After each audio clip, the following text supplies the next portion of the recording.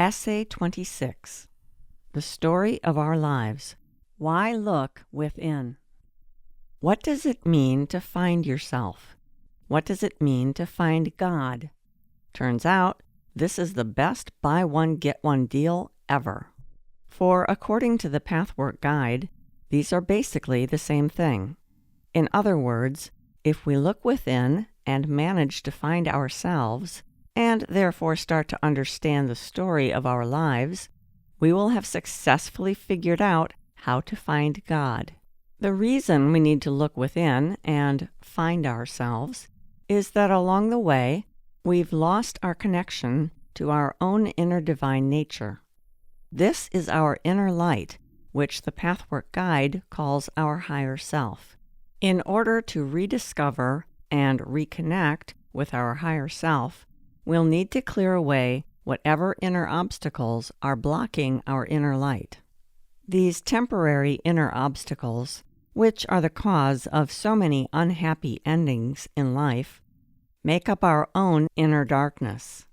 They are part of what the guide calls our lower self, and they create nothing but conflict and disharmony in life, for they are always built on hidden untruths. The only way we can find and transform these lower self aspects is by looking within.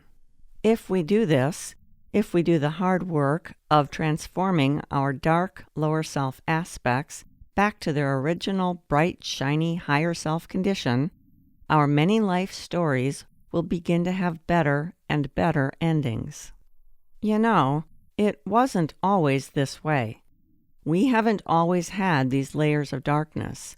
There was a time, long before the creation of this time-bound universe, when we were all free-flowing beings of light, and we were all living together in freedom and peace, in truth and connection, in joy and contentment. So what happened?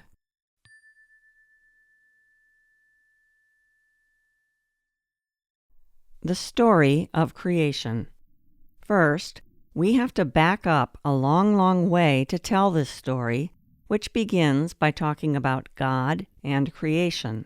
And second, know that any explanation like this must by necessity be a story, for we wouldn't have the ability to understand it otherwise. There is a body of spiritual teachings given by a Swiss woman named Beatrice Brunner, in which a spiritual being named Loree often spoke. Regarding the being we call God, Loree said, quote, "I am unable to give you any orientation because you human beings lack the concepts to understand it. Even spirit beings in the world beyond have difficulties in comprehending and understanding the person of God." End quote. The Pathwork Guide says we are closer to understanding God when we acknowledge we really don't understand God. Perhaps we can go with the Guide's description of God as being life and life force. It's a bit vague, but then also broad enough to capture the essence of the one who enlivens and governs all things. For now, let's consider there was a time when God was the only thing in existence, and that God's existence far exceeded, as it still does, the limits of our comprehension. God lived in a spectacular, ethereal world and enjoyed a wonderful house framed by nature. There were mountains and streams, animals and minerals. Truly, God had it all. God was it all, and everything served God. Plus, God had the ability to develop it more.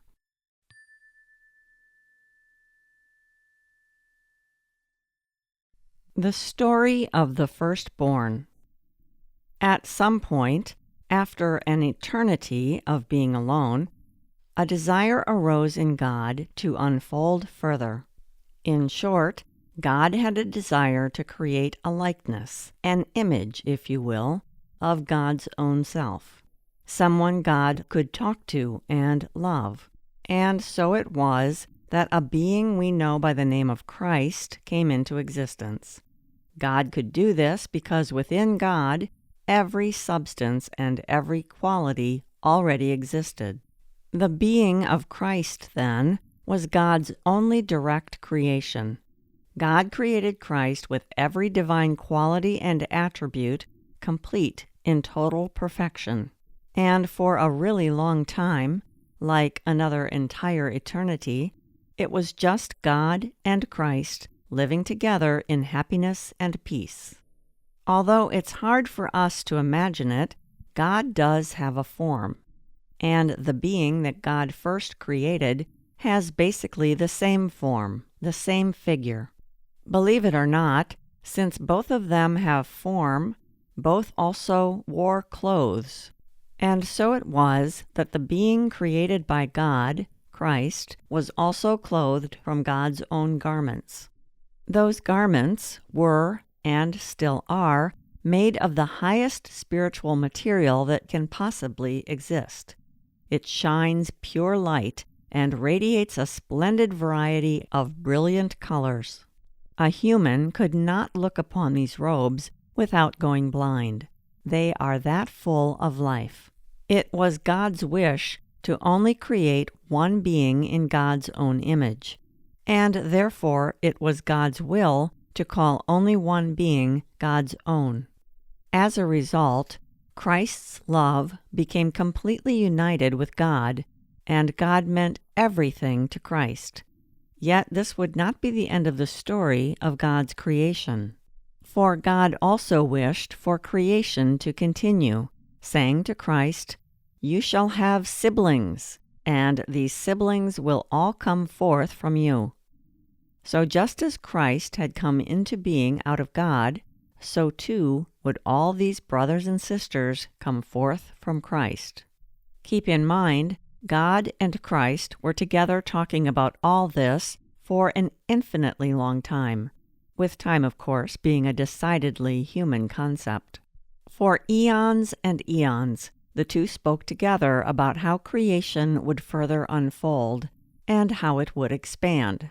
As God and Christ exchanged ideas, God kept encouraging Christ by saying, "You will be able to do everything. I will give you might and power, and everything that comes into being shall come through you. You will do this in my place." After all, God had given Christ a healthy share of God's precious knowledge.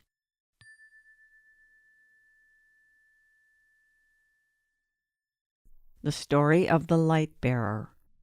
And so it was that over vast intervals of time, various princely brothers and sisters came into existence. The first being to come from Christ was given a name that means light-bearer, or bringer of light. For this being would inherit the most incredible radiance, glory, and creative power from Christ. As such, for a very long time, yes, another eternity, there were essentially three beings living together in an ethereal natural world. At that time, there was also a plant kingdom and an animal kingdom, although both to a somewhat limited extent. Many, many more life forms would later be designed and formed by Christ. And then each would be given life by God, for God continued to always be the one who would bestow the breath of life. God is who makes life possible by giving all of creation God's light. Vast periods of time passed while God, Christ, and the light-bearer lived together in perfect peace under one roof, so to speak. God's house was large, and when Christ came along, it was expanded so that Christ could have his own quarters. Later, the light-bearer came into being, and new spaces were created. It's just like here with our families. We have a home, and then when children arrive, they remain with us in our home. Until one day the time comes for more independence, and then it's time for the children to leave. Of course, all this talk of time is really quite misleading, because for God, 1,000 years feels like a day.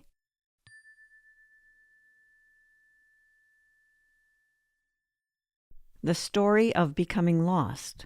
Eventually, more brothers and sisters came as well, and God blessed all of this, with everything unfolding according to a great divine order.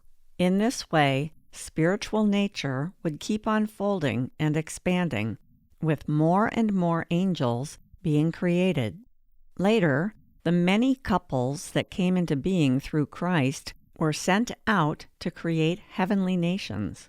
Keep in mind that each being Christ created was perfect in at least one divine attribute, or divine ray of light. So the plan of creation was, and still is, that all of creation would keep growing and expanding. Each created being, then, would keep moving toward greater and greater perfection by developing all divine attributes within themselves. Imagine the joy that Christ experienced through his first creation. Consider how great the love would have been, not to mention all the other brothers and sisters that came into being, which gave the possibility of an endless unfolding. And all this was happening in accordance with God's will. There was life, life, life, and nothing but more amazing life, until one day the light-bearer decided he wanted to become the leader of it all. Despite all he had been given, and despite all of his amazingness, Christ glowed even greater in perfection. Over time, the light-bearer grew jealous of Christ, his brother and maker, and wanted to be king. Which is why the light-bearer set upon a mission to replace Christ, the one and only child of God, with himself.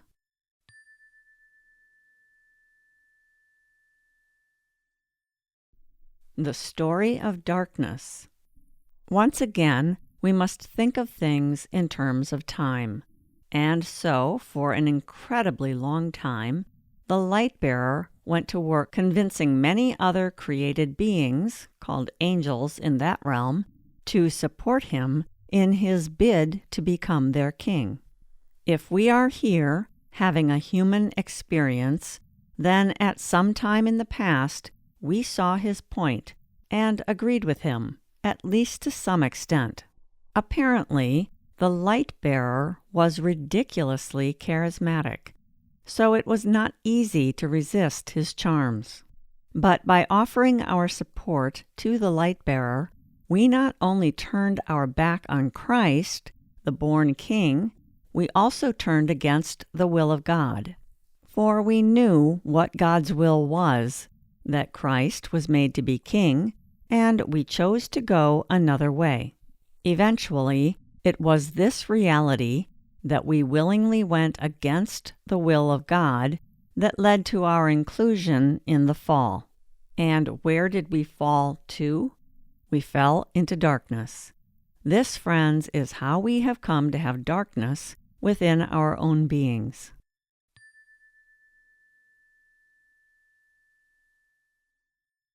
Okay, so where are we going with this? Let's bring things back around to the topic of how finding God is roughly equivalent to looking within and finding ourselves.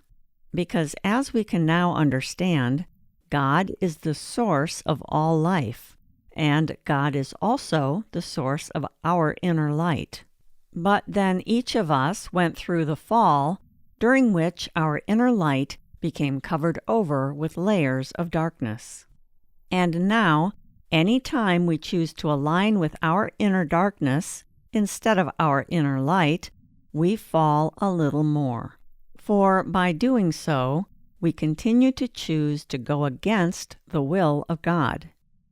This notion that we need to learn to align our will with God's will puts a lot of people off, like really off. Why is that? For one thing, we think we know better than God what's best for us. But now let's reflect on where we have all come from, dwelling in a place of eternal harmony, dazzling light shows, and really awesome wardrobes, to the land we're living in now. Do we really know what's best? It seems that perhaps that strategy of seeing and doing things God's way, which leads to deep contentment, inner fulfillment, and enduring love, might not be so bad.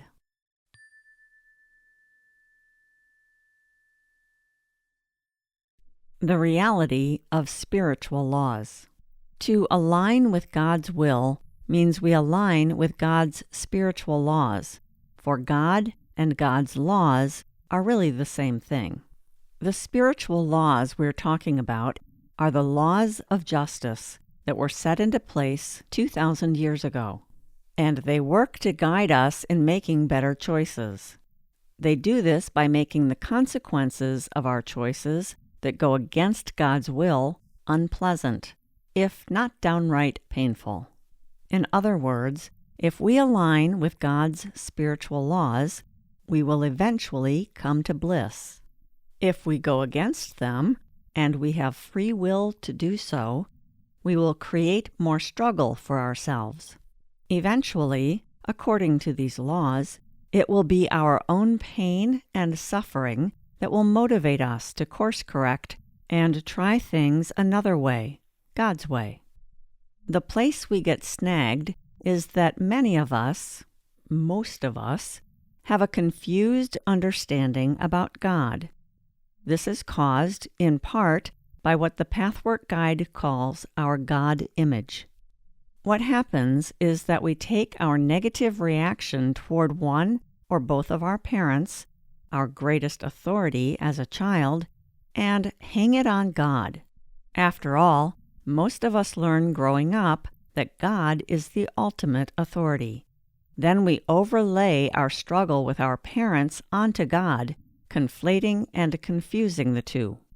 When this is the case, when we have a difficult human reaction that we unknowingly cast onto God, we tend to see God as some kind of vengeful disciplinarian, and so we rebel.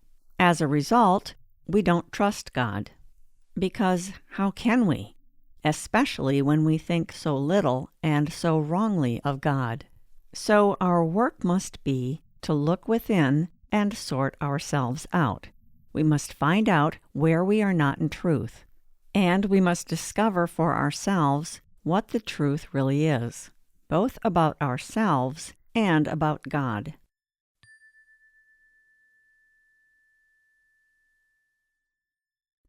The reality of free will.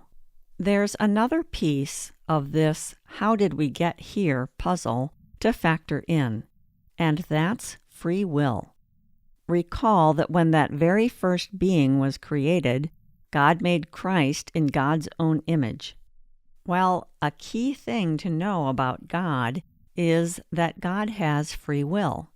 To make a being in God's image, then, and to go on creating all other beings from that being, means everybody gets free will. Long story short, without free will, we wouldn't be compatible with God, which is why God will never ask us to do anything against our own will. Further, without free will, we wouldn't be able to live in Christ's kingdom. Remember, that's where we were all living before the fall, and that's where we're trying to get back to. During the fall, all divine qualities became twisted into their opposites. Regarding free will, this became distorted into domination. Namely, we were cast into darkness, and we were now under the complete rule of the Prince of Darkness, the former light-bearer. So the primary reason for Christ's mission in incarnating as Jesus was to restore our free will. It is now our work, through the use of our own free will, to fully restore our inner light. We do this by uncovering our hidden darkness, which is typically hidden from our own awareness, but not so hard for others to see. That's why we need the help of others to go through the painstaking process of transforming our lower self aspects back into their original higher self form. This is the only way to return home. We must go inside, for, as Jesus taught us, that's where heaven is. To align our will with God's will means we are ultimately to become incredibly happy. But God does not force us to live such a joyful existence. Case in point, if we want to keep using our will another way, we can keep coming here and living on earth instead. Earth, if you think about it, is not a punishment. It's an opportunity to change and grow. By the time we arrive here, we have worked our way up from whatever level of darkness we landed in after the fall. Because note, not everyone fell to the same depth. Once we start coming to earth, we have already gained some access to our inner light, or higher self. At the same time, if we are here, unless we are a saint, we also have some lower self aspects to work on. We have some inner house cleaning to do.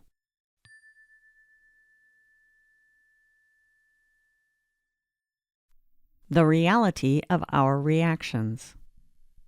A good way to see where our work is to look at our inner reactions during our interactions with others. The Pathwork Guide calls these our emotional reactions. What sets us off? One thing that can trigger our resistance is the mere mention of words like God and Christ, because humans, through our inevitable human nature, have introduced so many wrong associations with these names. For this essay, I actually thought about changing God to Creator, but then that could be misleading, for isn't Christ also an amazing Creator? For that matter, aren't we all? The answer to this last question is critical to our understanding of the story of our life. Because yes, we are all amazing creators. After all, we are all made in the image of God, and so we must all, by our very nature, have the ability to create. If the life stories we are creating for ourselves are not pleasant ones, we must find the inner darkness, the lower self aspects, hiding in our own psyche. This is why, if we want to craft a different life story, we must become willing to look within. And how about the name Christ? Where do we even start? I thought about changing the name Christ to Robin, a name used in English for both men and women, as well as for a lovely bird living in nature. For it is clear that Christ must have been endowed with both active and receptive principles in order to create everything, because both aspects are always needed in every creation. And Christ is also a genius when it comes to creating nature. In the end, some things are better left alone. Oh, and the light bearer?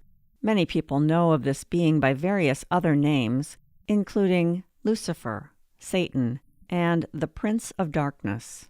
These are all true and correct names for us to know him by, but what's also important for us to know about him, to truly and deeply understand, is this. Just like the rest of us, under all his layers of distortion and therefore darkness, the light bearer's potential for restoring his magnificence remains.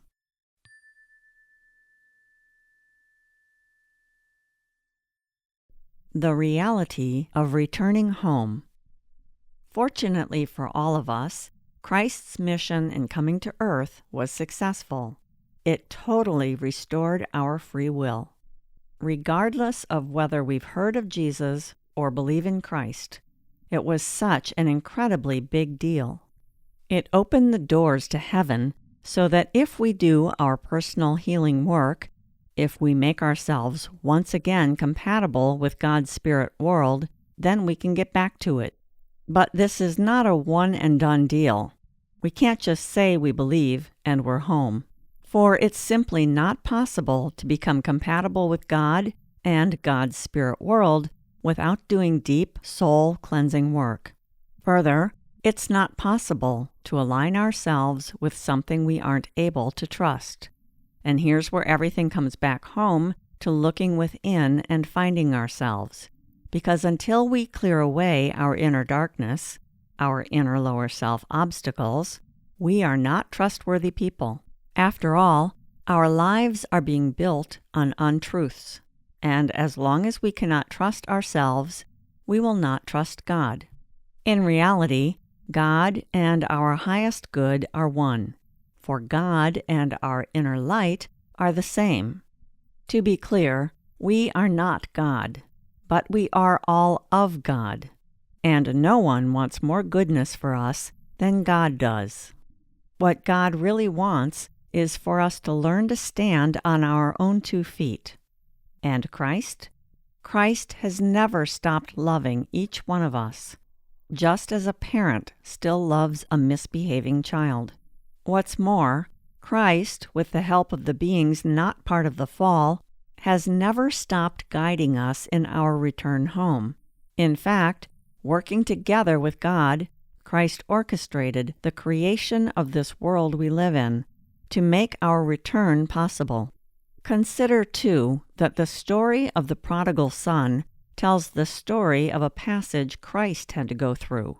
For Christ had to come to accept that one day Christ's beloved brother, the light-bearer, would return as well.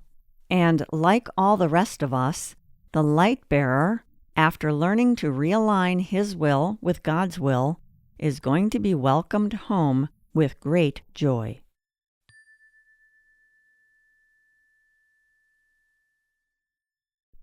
The story of our life. Ultimately, the story of our life is always up to us. Which way do we want to align? Which way are we going to turn? When will we learn? Who can we trust? Where should we take action? How should we act? What do we need to accept? For our life, as we experience it, is nothing more and nothing less than an outpicturing of what's going on inside ourselves. Said another way, the story of our life always reflects the state of our psyche, and our blindness to seeing how we're creating our own life story is just a reflection of our unwillingness to look within and make the inner connections. Every conflict we face with our brothers and sisters points to our inner work. Every disharmony signals an inner untruth. All bad attitudes are blinking arrows. Each day is a chance to choose another way. Look at the story of your life, and then turn and look within. This essay is adapted in part from a lecture by spirit teacher Loree, received in German through the medium Beatrice Brunner during the Meditation Week in Switzerland, September 19th, 1982, printed in the Spiritual World Journal, Issue 3, May-June 2022, in English.